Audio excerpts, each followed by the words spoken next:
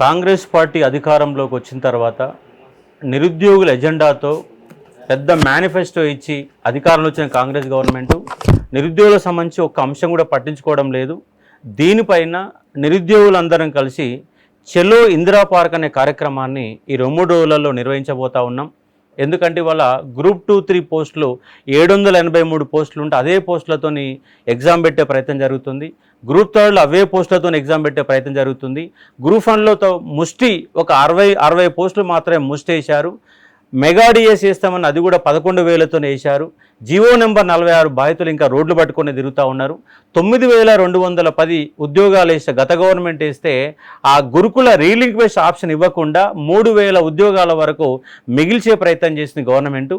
ఈ నిరుద్యోగ అంశాలపైన ఈ 2-3 రోజులలో అన్ని పార్టీలను కలిసి ఒక కాంగ్రెస్ పార్టీ అధికారంలో ఉన్న కాంగ్రెస్ పార్టీ మినహా కమ్యూనిస్టు పార్టీలను, బీజేపీ వాళ్ళని, టీఆర్ఎస్ వాళ్ళని, అన్ని విద్యార్థి సంఘాలని, అన్ని యూత్ సంఘాలను అందరినీ కలుపుకొని ఈ 3-4 రోజులలో చెలో ఇందిరా పార్క్ అనే కార్యక్రమాన్ని నిర్వహించి ఆ నిరుద్యోగుల సమస్యల హక్కుల సాధన కోసం మేము పోరాటం చేయదలుచుగా ఉన్నాం.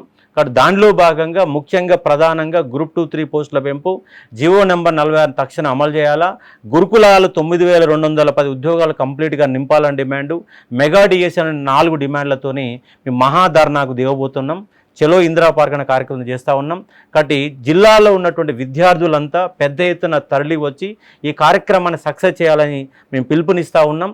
మేము ఏ రోజు నిర్వహిస్తాం అనే ఒక డేటుని రేపు లేదా ఎల్లుండి వరకు 2 రోజులు అనౌన్స్ చేస్తాం. దాని ప్రకారం మనం మహాధర్నా చేసుకొని నిరుద్యోగుల హక్కులైతే ఏవైతే ఉన్నాయో ఈ గవర్నమెంట్ అయితే మనకు హామీలు ఇచ్చిందో హామీలు అమలు చేయడమే లక్ష్యంగా నిరుద్యోగులమంతా ఏకమై గత గవర్నమెంట్కు టీఎస్పీఎస్సీ ముట్టడైతే ఏ విధంగా చేశామో అంతకంటే పెద్ద స్థాయిలో ఇందిరా పార్క్ అనే కార్యక్రమాన్ని చెలో ఇందిరా పార్క్ అనే కార్యక్రమం నిర్వహించబోతా ఉన్నాం. కానీ ప్రభుత్వం ఇవాళ నాయకులు ఇవాళ బల్మూరు వెంకట్ కానీ వాళ్ళ నినమన ఎన్నికైన పట్టభద్రులకు సంబంధించినటువంటి తీర్మార్ మల్లన్న కానీ నిరుద్యోగుల గురించి మాట్లాడి తక్షణమే మీరు కనుక గ్రూప్ 2-3 పోస్టులు పెంచితే గురుకుల నియామకాలు పూర్తి చేస్తే జీవో నెంబర్ 46 కనుక మీరు కనుక అమలు చేస్తే ఈ మీకు మళ్ళీ 2 రోజుల పాటు టైం ఇస్తున్నాం. ఈ 2 రోజులు కనుక నిర్ణయం తీసుకుంటే మాది వాయిదా వేసుకుంటాం. లేదంటే కంపల్సరీగా చెలో ఇందిరా పార్క్ నిర్వహించబోతున్న అంశాన్ని విద్యార్థులు రాష్ట్ర వ్యాప్తంగా ఉన్న విద్యార్థులందరూ కూడా దీన్ని గుర్తుంచుకోవాలని చెప్తా ఉన్నాం. ఈ అంశం పైన చాలా సీరియస్ ఆస్పిరెంట్గా ఉన్నటువంటి మన యొక్క గౌస్ ఇప్పుడు మాట్లాడుతాం. పోయిన సంవత్సరం జరగాల్సినటువంటి గ్రూప్ 2 అనేది ఈ సంవత్సరం వరకు ఆగింది. గ్రూప్ 2 పోస్టుల సంఖ్య పెరుగుతుందని, గ్రూప్ 3 పోస్టుల సంఖ్య పెరుగుతుందని కాంగ్రెస్ పార్టీకి అనుకూలంగా మేమందరం ప్రచారం చేయడం జరిగింది. కానీ కాంగ్రెస్ పార్టీ ప్రభుత్వాన్ని ఏర్పాటు చేసినప్పటికీ ఏ ఒక్క నిరుద్యోగికి న్యాయం అనేది జరగలేదు. జాబ్ క్యాలెండర్ అమలు కాలేదు, గ్రూప్ 2-3 పోస్టుల పెంపు జరగలేదు, గ్రూప్ 1లో 60 పోస్టులను మాత్రమే పెంచడం జరిగింది, డిఎస్సి మెగా డిఎస్సిని వేయలేదు, జీవో 46 అనేది అట్లనే రోడ్డు మీదనే తిరుగుతున్నారు. అంటే ఏ అంశాన్నైనా తీసుకున్నప్పటికీ కూడా ఏ ఒక్కరికి కూడా న్యాయం జరగదు. కాబట్టి ఇప్పుడు కనుక కొట్లాడకుంటే ఇంకొక 5 ఏళ్ళు అంటే వాళ్ళు ఏమనుకుంటున్నారంటే కొత్త నోటిఫికేషన్ ఇద్దాము, వచ్చే సంవత్సరం ఇద్దామని చెప్పి చూస్తున్నారు. కొత్త నోటిఫికేషన్ ఇవ్వడానికి ఇవన్నీ చేయడానికి దాదాపు 3 నుంచి 4 ఏళ్ళ సమయం పడుతుంది. ఉన్నటువంటి వయసు అప్పుడు ఉండదు. కాబట్టి ఈ ఒక్కసారి కనుక కొట్లాడితే గ్రూప్ 2-3 పోస్టుల సంఖ్య పెరుగుతుంది. ఖచ్చితంగా ఎవరైతే సీరియస్ ఆస్పిరెంట్స్ ఉన్నారో వాళ్ళందరికీ ఉద్యోగాలు వచ్చేటటువంటి అవకాశం ఉంటుంది. అండ్ చాలామంది ఏమనుకుంటారు అంటే పోస్ట్పోండ్ అవుతుందేమో, పోస్ట్పోండ్ గురించి ఎవరు మాట్లాడట్లేదు. గ్రూప్ 2-3 పోస్టుల సంఖ్య గురించి మాత్రమే మాట్లాడుతున్నాం, పోస్ట్పోండ్ గురించి ఎవరు మాట్లాడట్లే. కాబట్టి ఇప్పుడు పోస్టులు పెంచితే ఒక సక్సెస్ రేట్ అనేది పెరగడానికి అవకాశం ఉంటుంది. ఇప్పుడు ఎవరో టీఆర్ఎస్ గవర్నమెంట్ ఇచ్చినటువంటి అదే 783 పోస్టులకు 1368 గ్రూప్ 3 పోస్టులకు ఎగ్జామ్ రాసేదైతే గత సంవత్సరం ఎగ్జామ్ రాసిపోయేటోళ్ళం. మాకు కూడా దాదాపు ఒక 1,00,000 నుంచి 1,50,000 రూపాయలు మిగిలేది. దానికోసం ప్రభుత్వాన్ని మార్చాలి, టీఎస్పీఎస్సీ ధర్నా చేయాలి, ప్రవల్లిక ఇష్యూ టేకప్ చేయాలి, పోలీసు వాళ్ళతో దెబ్బలు తినాలి, లాఠీ చార్జ్ జరగాలి, కేసులు పెట్టుకోవాలి. ఇవన్నీ మాకేం అవసరం?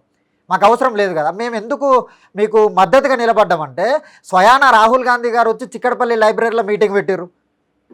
మీరు ఫస్ట్ ఎలక్షన్ మేనిఫెస్టో రిలీజ్ చేసిందే నిరుద్యోగుల మేనిఫెస్టోని మాత్రమే రిలీజ్ చేసిర్రు. ఏ ఒక్క మేనిఫెస్టోలో ఉన్నటువంటి అంశం కూడా అమలు కావట్లే. కాబట్టి మళ్ళీ నిరుద్యోగులంతా ఏకమవుతుర్రు.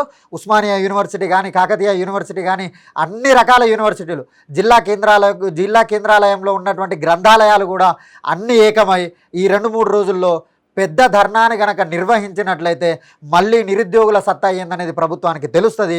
గత గవర్నమెంట్కు తెలిసింది, కానీ తెలవడానికి 10 ఏళ్ళు పట్టింది. ఈ గవర్నమెంట్కి కూడా ఒక 6 నెలల్లోనే తెలవడం జరుగుతుంది. కాబట్టి మీరు మా ఈ అన్ని అంశాలను దృష్టిలో పెట్టుకొని ఒకసారి మీటింగ్ నిర్వహించండి. ఎక్కడో ఉన్నటువంటి రాహుల్ గాంధీ గారు వచ్చి ఇక్కడ మీటింగ్ నిర్వహిస్తారు. ఎందుకు మాతోటి చర్చలకు ముఖ్యమంత్రి గారు రారు? ఎందుకు మా యొక్క సమస్యల మీద మీరు పరిష్కార మార్గాన్ని చూపించరు? కాబట్టి మీరు సమస్యకు పరిష్కార మార్గాన్ని చూపించకుంటే ఆ సమస్య ఎట్లా పరిష్కారం చేసుకోవాలనేటటువంటి అంశం మా అందరికీ తెలుసు. మేమందరం చదువుకున్నాం, మాకు కూడా చట్టాల మీద, రాజ్యాంగం మీద, అన్నిటి మీద అవగాహన ఉన్నది. కాబట్టి కలిసికట్టుగా కొట్లాడతాం.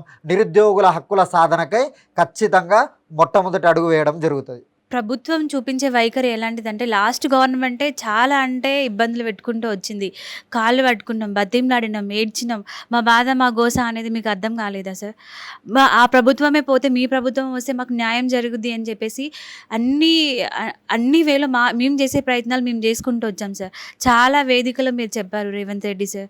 ఏమన్నారు అంటే, నిరుద్యోగుల తరపునే మేము వచ్చాము అని చెప్పేసి చాలా సందర్భాల్లో మీరు చెప్పారు. ఈరోజు నిరుద్యోగులమై మేము ఇంత కష్టపడి మాకు పోస్టులు పెంచండి అని న్యాయమైన డిమాండ్ మీరు అడుగుతున్నప్పుడు అట్లీస్ట్ మా గురించి మాట్లాడే ఒక చర్చ కూడా మీరు మాట్లాడతా అన్న టైం కూడా మాకు ఇస్తలేరు సార్. ఎందుకంటే ఈరోజు నిరుద్యోగుల పేరు చెప్పి ఎవరైతే పదవులు పొందారో వాళ్ళు నిరుద్యోగ యువతని మోసం చేయాలి అని చెప్పేసి ఒక సిచ్యువేషన్లో మమ్మల్ని ఒక తప్పుదారిలోకి మమ్మల్ని నెట్టేస్తున్నారు. అది ఎంతవరకు కరెక్ట్ సార్? మీరు నిరుద్యోగుల మధ్యకి రండి, మా సమస్య ఏంటో తెలుసుకోండి. అప్పుడు మీకు ఖచ్చితంగా మీకు అర్థమవుతుంది మా సమస్య ఏంటిదని. ఖచ్చితంగా మేము చాలామంది గ్రామీణ ప్రాంతాల నుంచి వచ్చినాం సార్. ఏంటిదంటే మాకు ఒక జాబ్ వస్తే మాకు ఒక లైఫ్ ఉంటుంది అన్న వేలో మేము ఎన్నో సంవత్సరాల నుంచి వచ్చి ఇక్కడ చదువుకుంటున్నాం. కాబట్టి మాకు ఫినాన్షియల్ ప్రాబ్లమ్స్ ఉన్నా, ఏ సిచ్యువేషన్స్ ఉన్నా మేము చదువుకుంటున్నాం. అంటే మాకు కొంచెం గ్రూప్ 2, గ్రూప్ 3 పోస్టులు మీరు పెంచుతారని చెప్పేసి మేము కొన్ని ఏళ్ళ నుంచి మేము అనుకున్నాం. మీరు వచ్చిన తర్వాత మాకు న్యాయం జరుగుద్ది అనుకున్నాం. కానీ ఇప్పుడున్న పరిస్థితుల్లో అలా లేదు. ఎందుకో కొంతమంది కలిసి ఇది తప్పుదారిలోకి పట్టిస్తున్నారేమో అని మా అభిప్రాయం సార్. కానీ ఒక్కసారి మీరు బయటికి వచ్చి మా ప్రాబ్లమ్స్ ఏంటో మీరు తెలుసుకుంటే మీకు ఖచ్చితంగా అర్థమవుతుంది సార్. అండ్ ఏదైతే ఇప్పుడు సమస్యలు జరుగుతున్నాయో మీకు తెలుసు, జీవో 46 మాలాంటి అన్న వాళ్ళే ఒక 13 మంది ఊరేసుకొని చచ్చిపోయారు సార్. ఒక్కసారి ఆలోచించండి. తల్లిదండ్రులు ఎంతో కళ్ళు కానీ మమ్మల్ని ఇలాంటి ప్రాంతాలకు పంపించినప్పుడు మా మీద ఎన్నో ఆశలు పెట్టుకుంటారు. కనీసం మాకు ఒక్క అవకాశం ఇవ్వండి సార్, పోస్టులు పెంచండి. నిరుద్యోగులు చాలామంది ఎదురు చూస్తున్నాము. ఒక్కటే సార్ మిమ్మల్ని డిమాండ్ చేస్తున్నాం. ఒకవేళ మీరు మాకు ఈ పోస్టులు పెంచకుండా మా పని మేము చేసుకుంటూ పోతామంటే డెఫినెట్లీగా మేము రెడీ సార్. చలో ఇందిరా పార్క్ అనేది మేము ఖచ్చితంగా డిమాండ్ చేస్తున్నాము. ఒక్కసారి ఆలోచించండి. తెలంగాణ రాష్ట్రంలో ఉన్న ప్రతి ఒక్కరు ఏంటిదంటే, నాకు కూడా చాలామంది కాల్ చేసి బెదిరిస్తున్నారు. ఏంటి మీరు ఇలా చేస్తున్నారు, మేము ఎగ్జామ్ పోస్ట్ పోన్ అని ఎక్కడ అడుగుతలేదు సార్. పోస్టులు పెంచండి. కనీసం ఒక 500 మంది ఫ్యామిలీస్కైనా న్యాయం జరిగిద్దన్న వేలోనే మేము తిరుగుతున్నాము. ఒక్కసారి ఆలోచించండి సార్. మేమందరం మీ కాళ్ళు పట్టుకొని అడుగుతున్నాము. మాకు ఒక్క అవకాశం ఇవ్వండి, పోస్టులు పెంచండి, ప్రతి ఒక్కరికి న్యాయం చేయాలని చెప్పేసి నేను కోరుకుంటున్నా సార్. Thank you. మీరు కనుక ప్రభుత్వం కనుక స్పందించకపోతే మొన్న టీఎస్పీఎస్ దగ్గర ఏ విధంగా 1 మిలియన్ మార్చ్ జరిగిందో అంతకు మించి మిలియన్ మార్చ్ జరుగుతుంది. 33 జిల్లాలలో ప్రతి లైబ్రరీలలో విద్యార్థులు కొన్ని రోజులుగా, సంవత్సరాలుగా చదివి ఉన్నారు. 783 పోస్టులతో మీరు ఎగ్జామ్ పెట్టడం అనేది దౌర్భాగ్యమైన పరిస్థితి. నిరుద్యోగుల పేరు చెప్పి ఇంత పెద్ద ఎన్నికల మేనిఫెస్టోలో నిరుద్యోగ మేనిఫెస్టో పెట్టి తేదీలు ఇచ్చి మరి ఫిబ్రవరి 1, ఏప్రిల్ 1, జూన్ 1 ఇంత పెద్ద ఎత్తున తేదీలు ఇచ్చి మీరు మోసం చేస్తూ ఉన్నారు. కాబట్టి మా హక్కుల సాధన కోసం ఇది మహా ఉద్యమంగా మారకముందే, నిరుద్యోగ ఉద్యమంగా మారకముందే మీరు మేల్కొంటే సరిగ్గా ఉంటుంది. లేదంటే 33 జిల్లాలకు వెళ్ళి కనుక విద్యార్థులు కనుక హైదరాబాద్కు తరలి వస్తే నిరుద్యోగుల సత్తా ఏంటో మీకు తెలుస్తుంది. మీ ప్రభుత్వం భయపడాల్సిన పరిస్థితి ఏర్పడుతుంది. ఆ సిచ్యువేషన్ రాకముందే ప్రభుత్వంలో ఉన్న పెద్దలంతా ఒకసారి ఆలోచన చేసి గ్రూప్ 2, 3 పోస్టులు పెంచాలా, జీవో నెంబర్ 46 బాధితులకు న్యాయం చేసి గురుకుల వాళ్లకు న్యాయం చేయాలని మేము ప్రధానంగా డిమాండ్ చేస్తున్నాం. ఈ 2-3 రోజులలో ఇందిరా పార్కు దగ్గర మహాధర్నా నిర్వహించబోతున్నాం. కొన్ని వేల మందితో నిర్వహిస్తాం. అడ్డుకునే ప్రయత్నం చేయకుండా సమస్య పరిష్కారం కోసం ప్రయత్నం చేయాలని రిక్వెస్ట్ చేస్తూ ఉన్నాం. Thank you.